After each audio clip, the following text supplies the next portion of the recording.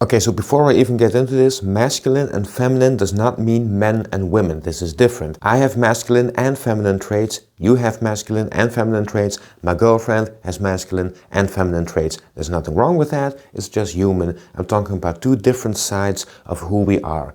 And yes, they're called masculine and feminine because men tend to have a bit more of the masculine side and women tend to have a bit more of the feminine side. At least that's how I see it. But what I want to talk about is these two different sides of who we are. And I love talking about this because my girlfriend and I like to think about this as well. And we notice that we differ in certain ways and we have to deal with those differences. So we're just interested in the different aspects of what it means to be human and how we deal with those aspects. So in my view, the masculine has to do with doing and hitting goals and facing the darkness, so to speak, remove that which is bad.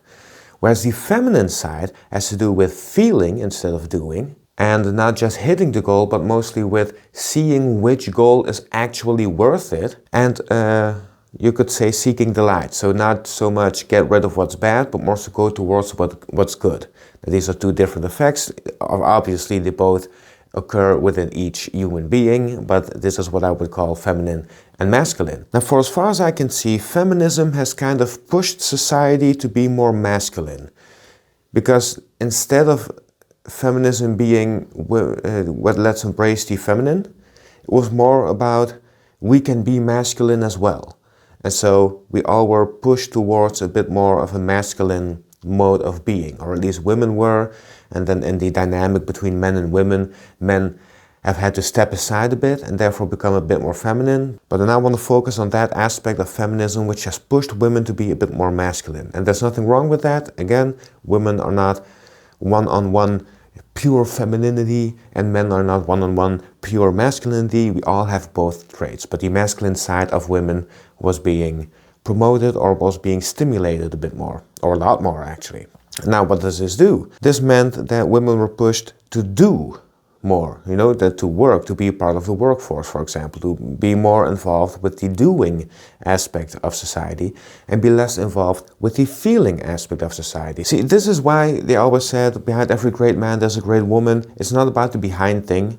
It's about being a team together and combining these masculine and feminine traits to have one that really focuses on actual execution and the other focus on what is it that you actually ought to be doing in the first place. And the men of old, at least the successful ones, would lean on their woman to guide them, to tell them, like, well, what am I doing wrong here? What am I missing? Why is this not working? And the woman would have her feminine intuition and would just see, well, you're forgetting about this and that. You're ignoring yourself. You're ignoring the needs of people. You're ignoring, I don't know, whatever it might be. So there's been this proclivity to focus on doing more than on feeling, whereas feelings tell us where we ought to go.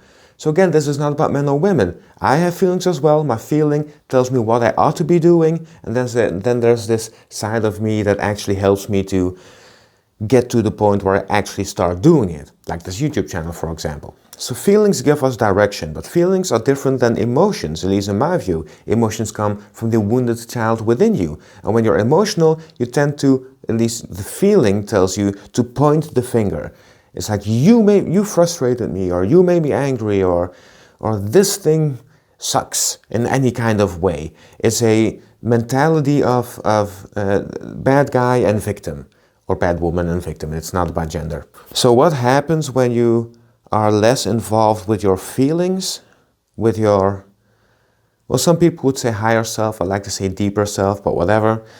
When you're more involved with your feelings, your emotions tend to control you a bit more, because feelings and emotions are different. Your feelings are that within you which guides you, where emotions are that within you which protects you, or at least tries to, and can do so in a very unhealthy way if you're not keeping those emotions in check. Or keep them in check, I mean, just because you're angry at someone doesn't mean they did something wrong. All that happens is you had anger, and then you need to deal with that in some way, to be able to vocalize it, to be able to get to feel through the anger so it doesn't keep controlling you. But if you don't do that, then the anger is there and you start pointing the finger at other people and blaming them. And a lot of that has happened in the woke movement that we've had these past years. A lot of victimization, a lot of pointing the finger, a lot of telling the world that certain people are just bad, So what happened there, emotions became more important than feelings. And so what I'm really trying to say is,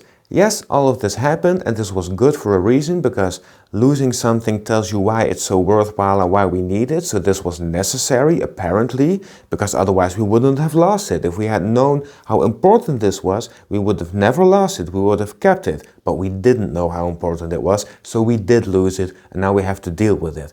And one way we have to deal with it is by reclaiming this feminine side of us. Yes, my own feminine side. Again, this is not gendered, this is just within each human being. And I'm noticing this in this YouTube channel as well, because I just started executing, making videos, doing stuff, putting a lot of effort into things, but not aiming that effort correctly. Whereas my feelings, my intuition, could have helped me, could have helped inform me about what it is that I actually enjoy doing. And when I actually enjoy it, I do it a lot better, and I don't need to smack my head into the wall trying to get myself to execute. I just want to execute when I actually feel that it's something I want to do. So I'm basically telling you, throughout the 20th century and this century as well, we started losing touch with our feminine sides, and we need to reclaim that. I know there's a lot of effort on men having to be men again, and so about this masculine aspect, which is very valuable as well. We need to be able to execute, we need to be able to protect and serve and do all sorts of things. I'm not saying that that's wrong. I actually think it's very right. We do need to do those things. But it doesn't mean we need to get rid of femininity. We have both these sides, both the masculine and the feminine, and we need to integrate both of them in a healthy way. And so I had this thought after a little discussion with my girlfriend, and I wanted to share it with you guys. If you want more content like this, don't forget to subscribe.